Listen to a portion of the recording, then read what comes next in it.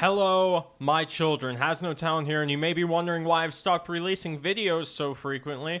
Well, to be perfectly honest with you, it's because I can't even find the drive to put the time in. Yes, already. Even with the amazing support I've had, the incredible luck my channel has had, and all the success I've been experiencing, I still find it difficult to will myself into making more Dishonored 2 content, because every time I try and load into a level to make a new run, I just sit there asking why I should even bother putting in all that work into a game that's going to fight me the entire way, leaving me exhausted, run down, and frustrated.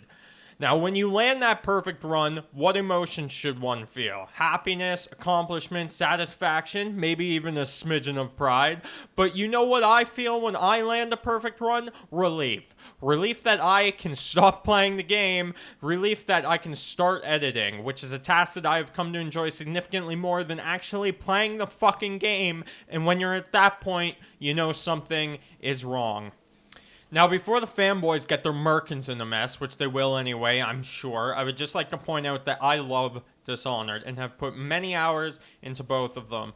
I don't think that Dishonored 2 is a bad game at all. I think that it's a great game. It's just that there are some problems for it which affect content creators that normal players may not be aware of or notice. Now, some of my complaints, like difficult to predict AI, may even be benefits for a regular player, increasing replayability in that case, but a hindrance to video makers. Now, don't think that I'm saying this game is shitty, because it's not. And I'm sure some people will think that I'm saying that, but really, I do love this game. It's just that it's fucking frustrating when I'm trying to make a video. When I'm playing it like normal, I think it's awesome. So here's my list. Here's why Dishonored 2 fucking sucks. For content creators, let's do this. First things first, let's start with the obvious. The performance in Dishonored 2 fucking sucks, and there's really no reason for it at all as far as I can tell. Personally, I don't think the visuals justify it, and while I think the game is beautiful, aesthetically, I think I prefer the more cartoony appearance of D1. The mixing of realistic lighting and textures with the cartoony proportions in D2 is just really strange, and I think I would have preferred it either one way or another. Now, that's all subjective. Like I said, this is about performance. Now, I appreciate that they appear to be trying to deal with some of the performance issues the game has, but when the game is built upon an engine like the Void engine, you have to ask yourself how much more could realistically be done. I know that they've released several patches relating to performance, and that for a small group of players, it seems to have helped a decent amount, and that's great, and I'm happy that they were able to do that for those players.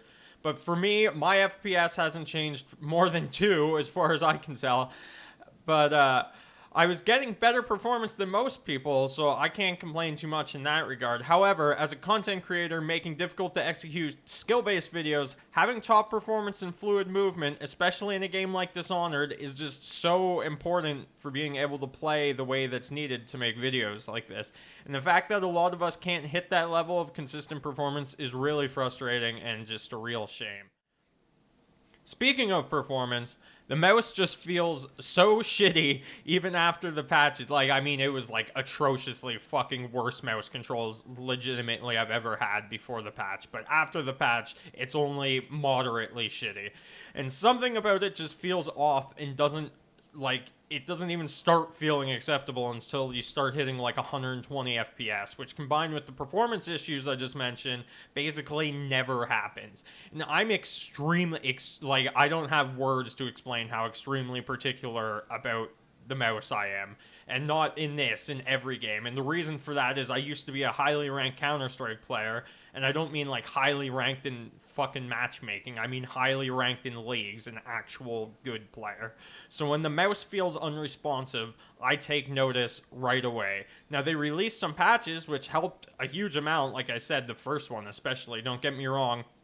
But even after those patches, it just feels shitty. And I can't even find good words to describe how it feels. The closest thing I can think of is that the aim kind of feels like Skyrim with the immersive first person's mod installed. Now, I actually play Skyrim with that mod installed all the time, so I'm pretty used to the shittiness. But the difference is that in Skyrim, I don't need quick, precise aim like I do in Dishonored. And just as a comparison, here's me trying my best in Dishonored 2 to get headshots.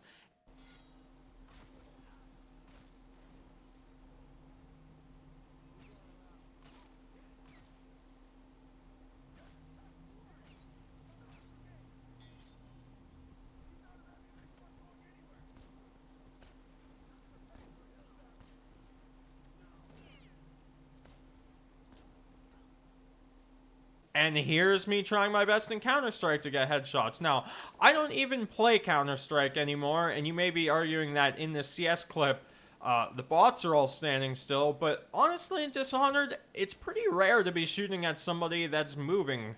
And the other thing in Dishonored too is that oftentimes slow motion's activated, like when you're sliding, so theoretically it should actually be easier in Dishonored. In my experience, that's just simply not the case. Moving right along, Bloodthirst, it's thirst by the way, not thirsty. Why does everybody fuck that up? Is too fucking dark, and it pisses me off. Now, I'm not going to complain too much that sucks in Dishonored 2 compared to Dishonored 1. Although I do feel like they maybe ninja patched it, because I'm pretty sure I've got 3 actions before. You can definitely get 2 if you have the gun already out and shoot and then switch to blink. Anyway, I think that Bloodthirst is super fucking lame to begin with, and it's one of those things that looks really impressive for a viewer that doesn't know that much about the game. But I think as a creator, it's not that impressive. In terms of mechanics, I don't really, care for it that much, like I said, so that sort of thing, I'm not the person to talk to about that. But the thing that does piss me off, like I mentioned, is that it's too fucking dark. And I like to play my games with the darkness settings turned down a bit from recommended, as I find it more immersive when dark shit is actually dark. Hey, who knew? And it makes it a bit more difficult to see, too. And it gives powers like dark vision a reason to exist. But in D2, wow, the screen effect for Bloodthirst is just way overboard. Like, I have to turn my brightness settings so fucking high that being outside the daytime street actually hurts my eyes in the game, not in real life too, because I don't go outside. But even after that, I oftentimes have to edit it in post and turn the brightness up again, especially inside buildings, because you can't see jack fucking shit when Bloodthirst is activated. Like, what the fuck?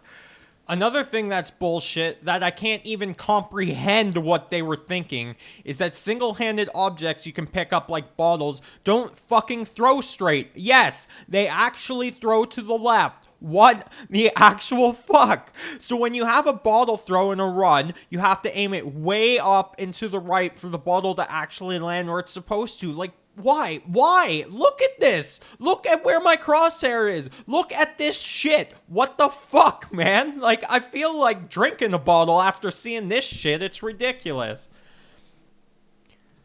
I guess the one good thing about the bottles, though, is you don't have to open the menu to use them because the UI in this game is awful. I remember when the game came out that there were Reddit threads about how beautiful and awesome the UI in this game is, and I laughed in disbelief when I saw those threads because, like, are you fucking serious? It looks fine enough, I suppose, but besides looks, it's just not that functional of a menu. And the mouse has consolitis, and if you don't know what that means that the mouse doesn't register without movement. Now, tons of games have this in their menus, and from what I understand, it's a shitty holdover of how menus are programmed for analog sticks. But besides that, it has shitty hotkeys like page up and page down, real convenient there. It has menus and sub-menus, and like equipping bone charms and sacrificing them is in different menus, and there's things like being unable to name bone charms, and just a bunch of shit that makes the menus shitty.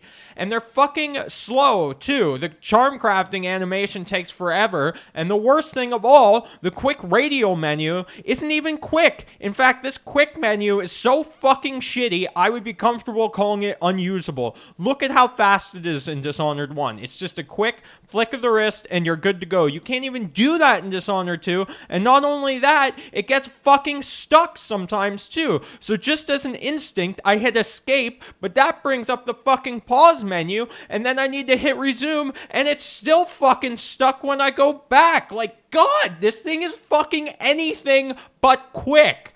God damn. Need to take a fucking breather before I have a fucking aneurysm. Alright.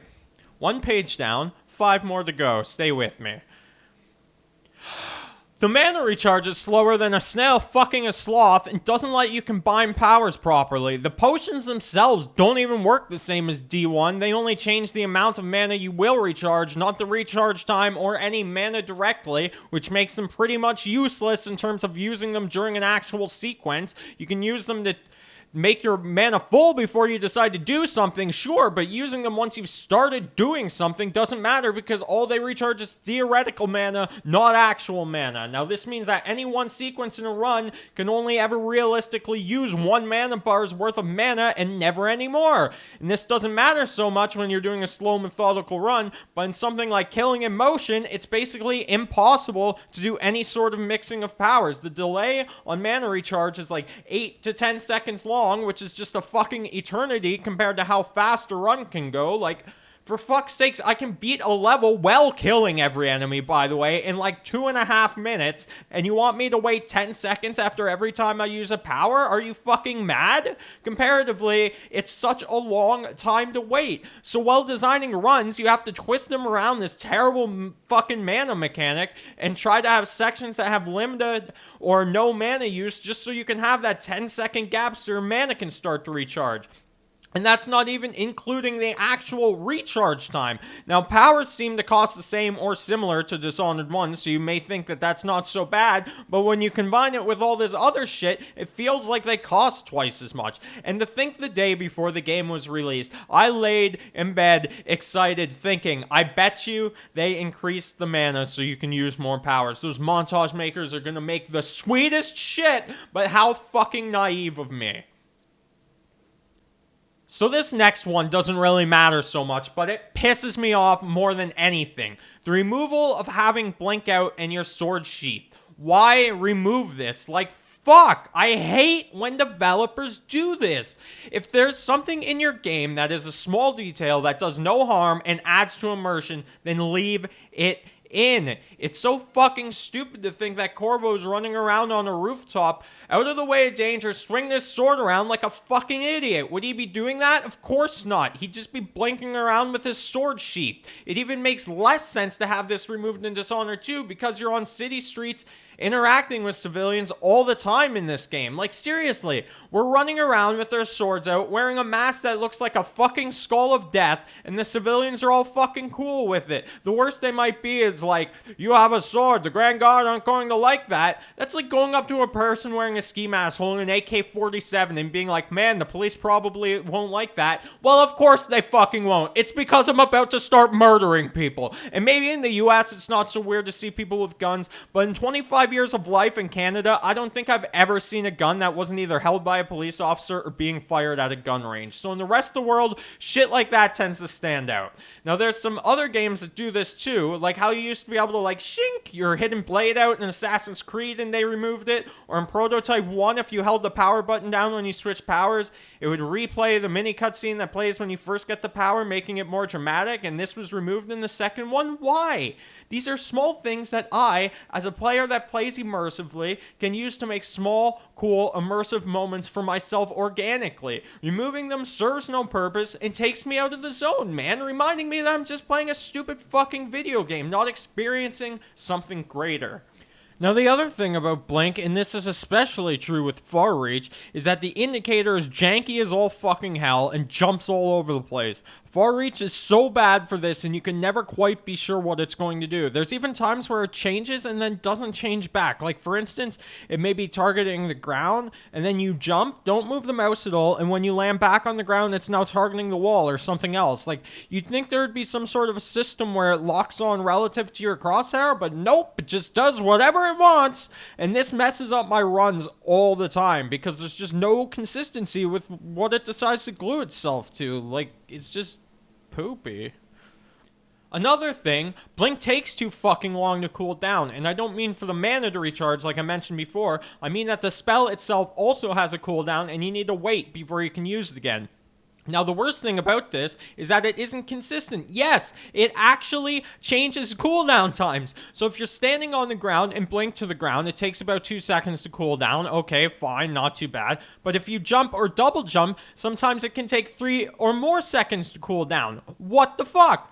Now, I think the reason for this is that they've changed air cooldowns from the previous game, and now Blink and Far Reach do not cool down while you are airborne. So you can imagine that with jumping, this can mess your timings up pretty bad. So you could have a section where you might have a 2-second cooldown 4 times in a row, But the 5th time requires you to jump onto an object and then blink off, and now you have a 3-second cooldown. So you might just end up walking off the object because you'll jump up there, be ready to cast like you have 4 times in a row just previously, and it doesn't fucking let you cast it. So you just walk off and die, run ruined.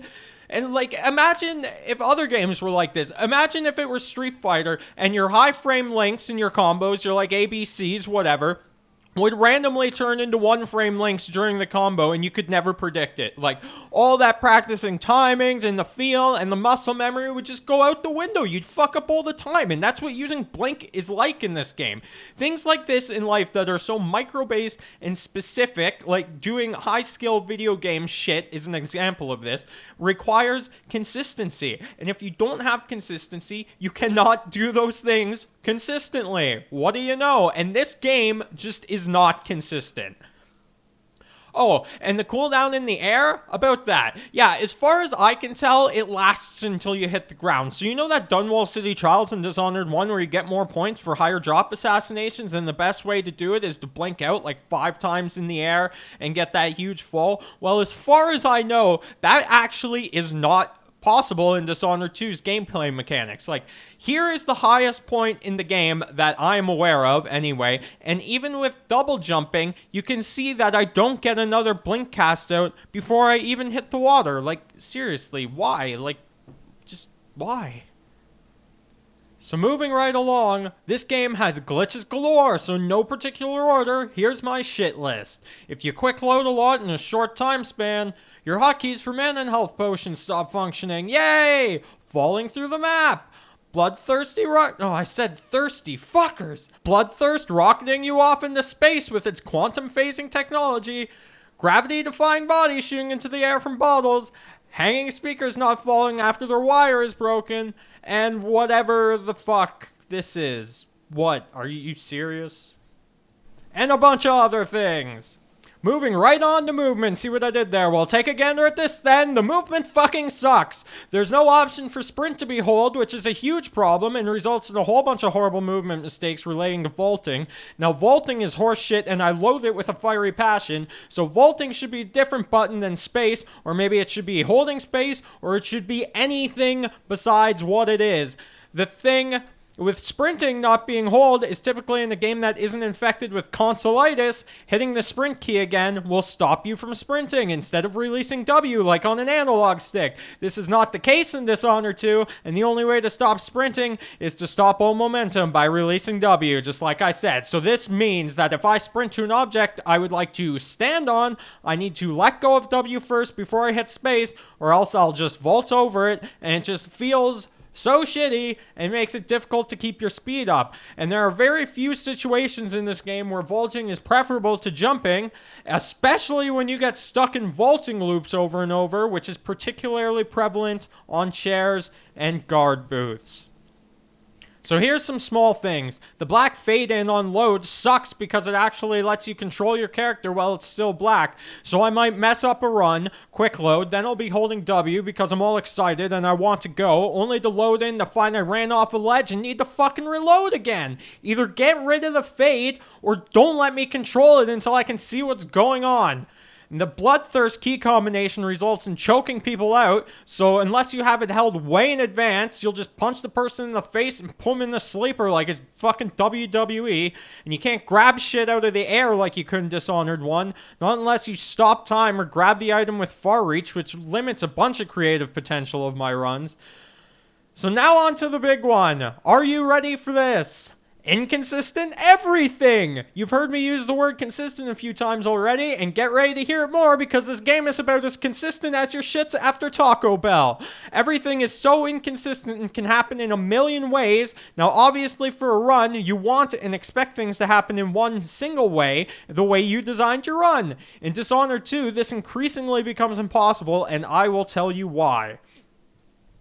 There are so many different animations which can result in the body falling in so many different ways, and it falling in a way you don't want can actually ruin the run.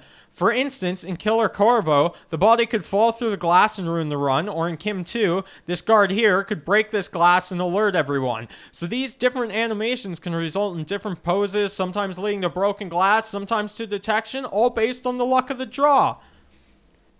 NPCs can actually change positions based on where you have saved your game. What, you may be asking? Their patterns change based on where you saved? Yes, you heard me. Where. Not when, where. So, if I do this part of Kim 1 and end up on top of these buildings, this overseer here is on the balcony like he was in my video. Good.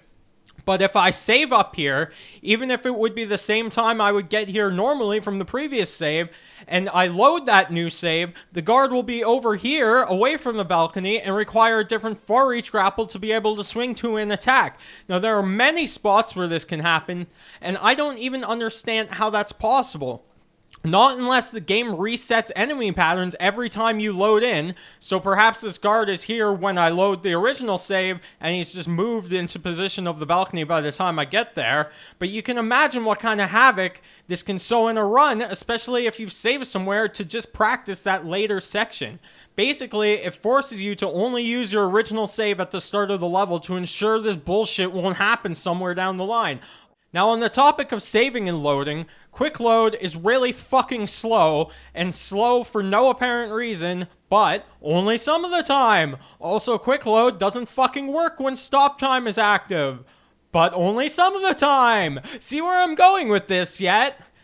Officers die from grenades, but only some of the time. Officers die when they're dominoed to regular troops, right? Only sometimes. So picture this situation, if you will. You have an officer dominoed to several guards. You throw a grenade at that officer. He takes damage but doesn't die. The damage goes through the domino to the guards. They die. It goes back to the officer, and he still doesn't die. What? Now, I'm about to talk about the AI, and I want to preface this section by saying that in general, the AI is great. The way it reacts to open doors or a window that's been broken or open is all really great stuff. Now, there's an AI programmer from Arkane named Laurent Couvido, and sorry if I mispronounced that, but they were a huge help in the promotion of my videos and my channel. So if you're watching, I just wanted to say thank you, and I appreciate just so much all the things that you have done for me. I'm probably going to say some things that are going to make you upset, but I just want to let you know that I think the things that you and your team have done in this game are great, and a lot of my complaints about the AI are actually things that are beneficial for a normal player, and a lot of the things that make guards unpredictable for me are also what makes combat organic, and for a regular player, it's amazing. It's just for people like me making videos is where it starts to get frustrating. So the AI basically does whatever it wants, and even if you expect something to happen, it can just as easily choose to do something else. This means that when I design my runs, I need to actually design 3 or 4 different similar runs, all according to the 3 or 4 most likely things that the AI decides to do. Now, obviously, the odds are in favor of the AI doing one of the secondary things from what I want, which is why not a single one of my videos is the run that I had originally planned, and they have all been altered either on the fly or to one of the secondary runs that I designed to work with the game's fickle AI. Now, obviously, the amount of work that's going into a run can easily skyrocket with this, which is really shitty because as a viewer, you only get to see half the work I put into a run. Now, any small alterations can ruin a run by the AI, so overall, I think that the inconsistent AI is the #1 reason, besides my own errors, that results in me having to reload and try my run again. Furthermore, the damage taken from enemies can be inconsistent as well. Sometimes I take like 4 sword swings and live, and other times I get into a fight and take 2 and die. And I honestly do not know what causes the difference. It just feels like a damage roll from a D20. Remember back when dodging was a thing? Pretty fucking sweet, right? Well, look at us now. Not only is dodging not a thing, but you can actually get damage through blocks and damage while the enemy is locked into a bloodthirst animation. What the fuck? Some damage is completely unavoidable, it seems like, and as the game forces you to take a hit, even when it should be a miss.